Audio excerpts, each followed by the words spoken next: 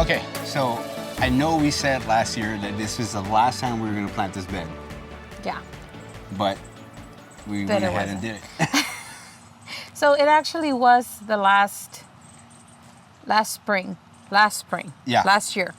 We did it, which became a thing. If you've been following us since we got here 3 years back. Yeah. It became this thing where we just planted it with the whole family. Yeah. All the kids would come over here. You can actually see those videos. And it just became a year after year thing where it was so much fun to have all the kids help us pick out plants and just, do the planting up here. That actually got them to come outside and see what they had done and enjoy, what they planted. But this time we decided, because we're at least trying to have some color in the front still and hopefully be able to, because of the move, hopefully we're able to at least leave behind the annuals. Yes. Some color. So we picked some annuals, at least one annual. Right now we'll talk to you about that. We'll do fine staying up here without any attention from anyone. Yep. In case it takes a while for the new people to arrive or they don't care about gardening, they can still have something easy to grow. Yeah. What do you want to start with? The perennials, right? Yeah. We can talk about that. We can't leave the perennials except for the boxwoods are going to stay. Yep. And what are these called? Oh, the junipers. Junipers. So the boxwoods are definitely going to stay because that's what we originally had when we moved in here. We took those out, replaced them with limelights, and then, just to keep it the way it was when we got here is we put those boxwoods in there. Yeah. And I think you want to talk about a little bit about if there's something in the garden you not really comfortable with. Oh my goodness, yeah, I forgot about that. So I was not comfortable with that boxwood the way I had planted the boxwood. Yeah. It was not in a good spot. It was way to that side or something. It was just too open right there. So if you're not happy with something, just move it. And the reason I took a little while to move it is because it's starting to get warm. And I'm just very scared to end up losing boxwoods or anything right now. But we're going to get more rain, always. Yeah. So that made me very happy. And of course, using that biotone helps tremendously. Definitely the biotone's going to help. For plants to, to go ahead and set roots quickly. All right, so we basically opened up the video showing you guys what we planted, what we did to get this bed planted, and we don't want to make this video long, so we're going to talk about what we actually planted real quick, and hopefully we make this a fairly quick video, not too long. So we did use a very fun coleus this time up here. I love using coleus so much. Now, this is a new one. It's called Color Blaze Mini Me Watermelon, and it's from Proven Winners. It loves sun and shade. So that's the great thing about it. Of course, this is full sun up here. It's an annual here. It's not going to be a perennial. We are zone 7B. But I love using... coleus is just awesome to use up here. We've used coleus every year since we've planted up here. We started off with Golden Dreams, and that was an amazing coleus to use up here. That helped a lot because we had gaps between the hydrangeas in the beginning when they were still young plants, and that helped a lot to fill in. And I thought it would be really nice to center it right here in the middle. It can echo the color of the house. It's red, so that red of that coleus will go perfectly. And these coleus, the new ones that are being made are so amazing. I mean, they do great in sun or shade. And heat. Yeah, and they can heat. So I mean, it's just some beautiful colors, and just the way they're being grown is oh my goodness. They're just awesome. If you're on Instagram, if you don't follow the Coleus King, he's the one that actually produces a lot of these color blaze coleus for Proven Winners. Coleus. And he shows when he's actually making new coleus, and he's actually is he breeding them in Florida, right? Yeah, he's actually breeding them in Florida, so you can see everything that he's growing, all the new ones, and someone had asked me if they were great to be grown in Florida, and I was like, that's where they're from. They can take that. The cool thing about it is he posts a lot of the ones that he's growing, and he gets a lot of the input from customers and people that love the coleus on which ones he should keep or which ones he should get rid of. So it's pretty cool. If you don't follow him, go ahead and give him a follow on Instagram. You'll see all the coleus that he's growing. Yeah. So this is not one that we will be leaving when we move because coleus does need water. Yeah. So I don't want to. We'll just have to take that one out. Yep. Okay. So next. Next is a favorite plant that we've been growing, and it's done amazing here. Now, this one it's from Proven Winners, but it's a Proven Selection. It's one of those that's not on the actual Proven Winners line, but it's selected by Proven Winners to performed fairly well. And this one is called Samantha Lantana, and it's a variegated one. And what's special? Yeah. I took the words out of your mouth. I love variegated plants. Yeah. And this one, I've never seen a variegated lantana. No, I don't think I have either. So that was not in the plan. We knew we wanted to go ahead and put lantana in here, but when I've tried the what tricolor, I think it's called. Yes. It's also from Proven Selections, and that is a potato vine. Oh yes. And it looks a lot like ivy, and it's variegated, but it has some pink on there. So that's what this reminded me of. That's not the one that's growing up there, is it? No. Okay. We'll talk about that later. Yeah. But this lantana doesn't have pink in the variegation. No. But it's just so beautiful. And we'll go ahead and do close-ups for you as we're talking so you can see. It's got those lime edges with that dark green down the center. It absolutely looks beautiful. And the flower is beautiful. It's a very bright yellow. Oh, yeah. I just wanted it to be very happy up here, very colorful. Yeah, it's a beautiful yellow color. Yeah. Okay. And of course, it can take a lot of lantana. Well, we'll talk about that after we're done talking about it. Okay, so this other one is called Royal Red Zone. Now this is hot red orange. Yes. Like a hot red orange. I love it. I love it a lot. This one is also proven. They're all proven winners. It's got some yellow. Where is it at? It's almost like a.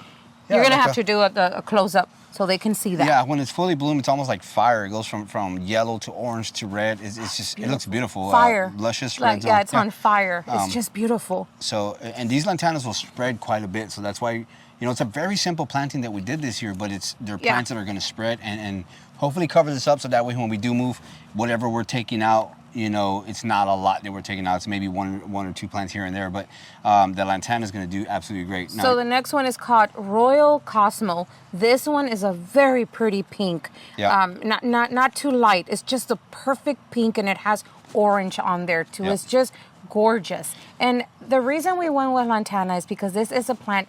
This is an annual that we will be leaving up here because it's they're drought tolerant.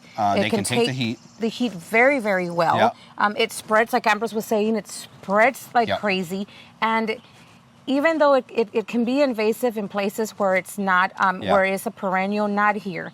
It is not. It's an annual here. It does not come back after winter here for us in Zone 7B. It's actually maybe an 8 you can get away with having it as a perennial, but Zone 9 and up, it will do amazing as a perennial. So I'm hoping, once we take out the perennials, that can stay, and everything else that we planted in there, of course, we have to take like the what is it, the coleus? The coleus. But at least we can leave the lantana, and the lantana will make its way, and there would be just a beautiful color up here either way to greet whoever comes. And we did move these landscape rocks a little bit lower from some of those spots because we are going to get rid of these, and we're not going to leave these as well. So that's why we planted what we planted. And then last but not least, that one's yours. You had that one, I didn't. I feel like I'm playing poker, and she has cards that I don't, but I got one she doesn't. So the last but not least, on the very top, we planted a super tunia that I've been wanting to plant forever. I think since we moved from North Carolina, right?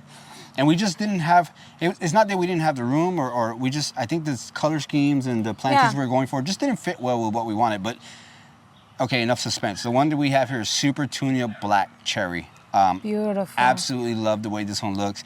It doesn't grow quite as big or wide as the other Super Tunias. This is a 6 to 12 inch. It's not like bubble gum. It's more compact. It's more compact, but it has big, beautiful black cherry flowers. It absolutely look beautiful. Gorgeous. It grows, like I said, 6 to 12 inches tall, and it can spread maybe about 2 feet. So I won't say that it's not like the other Super Tunias, but some of the other ones do grow quite huge. But I'm excited to see that one. It's in between the boxwood, so I think it's gonna be some great color. Do you want to talk about where you got this idea from? Oh yeah. So this year, like I said, usually we plan.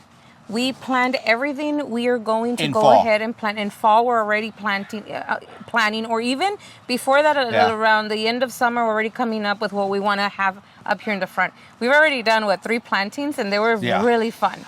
But when we don't have enough time to see what we're going to do, like when we first got here, I got my inspiration through the lookbook idea, the Gardener's Idea book. I don't know why I call it lookbook. Yeah. The Gardener's Idea book from Proven Winners.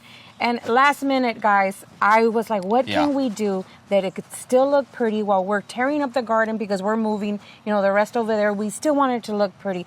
What can be easy and simple and give a lot of happy still, and it'll be the last thing that we get rid of when we get out of here, a few weeks. And we're going to do a few months still here, like maybe 2 more months, and then we're and gone. A half to 2 months. So of course we get this. It comes in the mail every single spring, and when I saw that, it just reminded me. It's actually, where is it? It's right here. You're probably gonna have to show it to them on there. Go ahead. I'm sorry. But what I loved a lot was that there was, it had an actual slope like here, and they had rocks on the bottom, and I was like, that reminds me a lot of our front little garden. Let's go ahead and do that. And at that, we didn't use every single plant. They have a lot of other ones in there, squeezed in there. But I did go ahead and I said, let's go ahead and fill in with the lantana. So there's a lot more pink in there than what we actually planted. And we wanted to do some pink. We just, like I said, it's a quick planting, something simple that we could do. But that was another plant that they use, and I can't, we'll put it up there or something. I can't see the name of it. But great way to get inspired. It's a easy great way.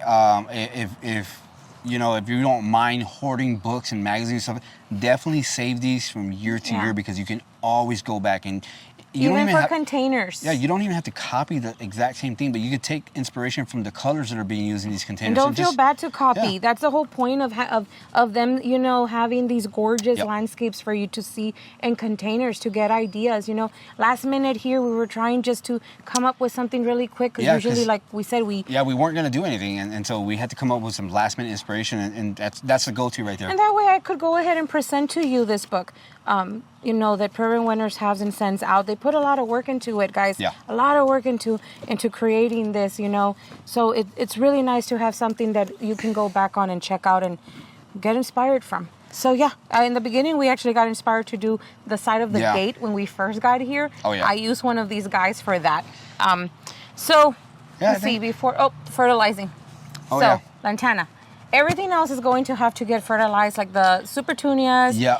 And the coleus. The coleus, supertunias. But that's pretty much it up here. Everything else is a perennial. The lantana does benefit from fertilizing, especially if they're in containers, but it's really not that fussy at all. It will do amazing still, and like I said, it's a very easy plant to grow, and it'll spread and everything. So that's why we went with that. Now the fertilizing.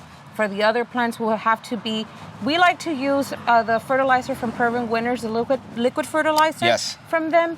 And we do once every week or... Once a week or once every 3 to 4 days. It just depends on every third watering. Yeah, it depends on how hot it's getting as well because, sometimes you do want to give it that extra boost. And when it gets really hot, these plants do get really, really tired. They need to get fed, and since we're planting pretty late here, we're going to want to fertilize at least every third. You can also we actually used biotone, so they can set their roots in the ground here. And then you can also use I like to use sometimes a flower tone from Espoma Organic, and also they have Liquid Bloom. That's their fertilizer in liquid form too. Yep. So... I think that's pretty much it. I'm enjoying shooting right now because it's only it's close to about... It feels good right now. 6:30 to 7 p.m.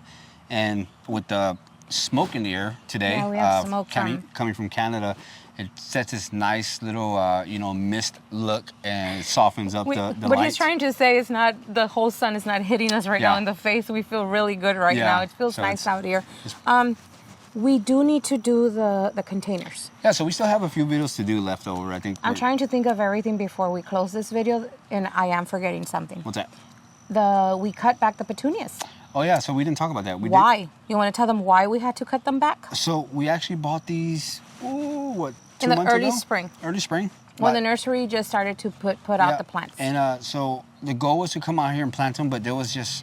there's too much going on, guys. too much going on, and we kind of considered not even planting it because we just had a lot of stuff going on. We were actually supposed to leave. Because I personally loving the way the perennials are doing amazing. We were actually supposed to leave right around this time, but you know, plans change with the retirement and things happen, so we're leaving a little bit later. So we decided we're gonna go ahead and plant them up. So they got a little leggy on us. They sat in the back for a little bit, and they were still blooming. It's just they got quite leggy because they're in small containers and they're just trying to reach out to touch something. And I actually had thought of not even planting annuals. Yeah. Because like I'm going to repeat it again. I'm really having a blast seeing the perennials this year. I think what I want to say, I'm learning a lot about how, you know, as the perennials are maturing, they can actually take care of the garden looking amazing at all times. The plants that we have here as perennials will keep blooming all through the first frost, you know. So that's amazing. If you know, you're like us, it's something's going on right now, you can't make your way out to the garden, you don't have time to be planting the annuals, go for perennials that are going to go ahead and give a lot of color through the whole season. I love that. That's just amazing. That's all I wanted to say. But I'm very happy that we still went ahead and did our annuals. Yeah, we did. And I'm still happy to see that, you know, that there's going to be color up here, and it won't take that long till these plants start pushing out again. I know it hurts to cut these annuals back when they're leggy, but believe me, they will do awesome once they know they know that they need to go ahead and push out new growth. All right, guys. So hope you enjoyed it. That's gonna do it for this video. Great planting, simple planting, and I hope you guys enjoy what we did here. So see you guys in the next video. Bye.